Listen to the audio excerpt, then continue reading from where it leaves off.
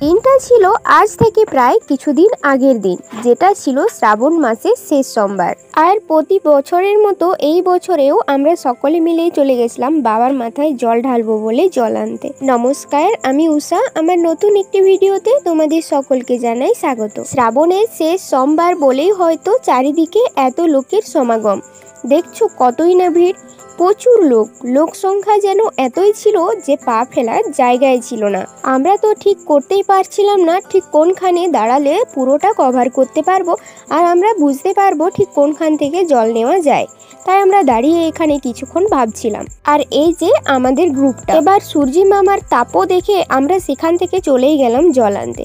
দেখছো ঘাটের তো কোনো বালাই নেই, চারদিকে লোকজন, সেখানে যেয়ে জল ডুবিয়ে নিয়ে আসতে হবে। আর আমরা নেমেও গেছি প্রায় জলে। তারপর ওখান থেকে জল ডুবিয়ে সবার বাকের ধূপ দিয়ে নিজেও ধূপ নিয়ে বেরিয়ে পড়লাম। এক কথায় বলতেই পারো যে পুরো একবেলার খুশির জন্য আমরা প্রায় 1 বছর ধরেই বসে থাকি এই দিনটার জন্য। শ্রাবণের যে 4টা সোমবার হয় এমনটা নয় যে সেগুলোতে আমরা জল ঢালিনি, সেগুলোতেও জল ঢালা হয়, কিন্তু এই যে এত দূর থেকে হেঁটে হেঁটে গিয়ে জল ঢালার যে একটা মজা থাকে সেটাই আলাদা। আর সেটা অনুভব করার জন্য সবারই একবার করে যাওয়া উচিত। সাঙ্গপাঙ্গত্ব কথা বাদেই দিলাম, এমনকি তোমরা এমন মানুষ পাবে যাদেরকে তোমরা চেনো না, জানো না, কিন্তু তাদের দলের সাথে তোমাকে একেবারেই আলাদা মনে হবে না। সকলে মিলে বাবার নাম করতে করতে আমরা চললাম। সকলে চলে গেল, আমরা কিন্তু এক জায়গায় বসে গেছিলাম।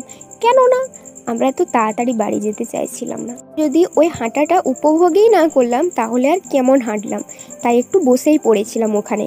এই রোদে মুখ চোখের অবস্থা তো বেজায় নষ্ট, কিন্তু তাও আমরা হাল ছাড়িনি। এইবারের মনে হয় আমাদের মজাটা একটু কমই হয়েছে। আগের বার একটা ভিডিও যে কেন করিনি সেটা নিয়েও এখন আফসোস কম নয়। এই যে আমাদের তপু ভাইয়ের সাথেও আমাদের একটু দেখা হয়ে যায়। আমরা যেমন ঠিক আসার পথে বসেছিলাম, এখানেও দেখো অনেকেই বসে আছে। যা ছোলা ও শরবত দেওয়া হচ্ছিল, যেটা নিয়ে আমরা বাড়ি ফিরে আসি। আর দুপুরে ছিল মুষলধারা বৃষ্টি।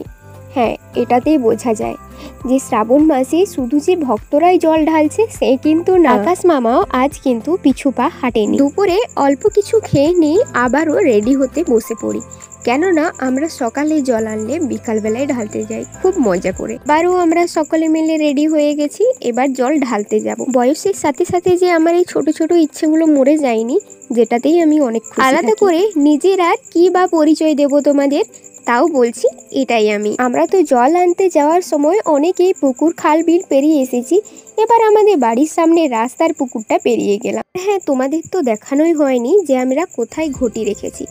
এই যে এখানে ঘটি রেখেছি, হয়তো তোমরা বুঝতেই পারবে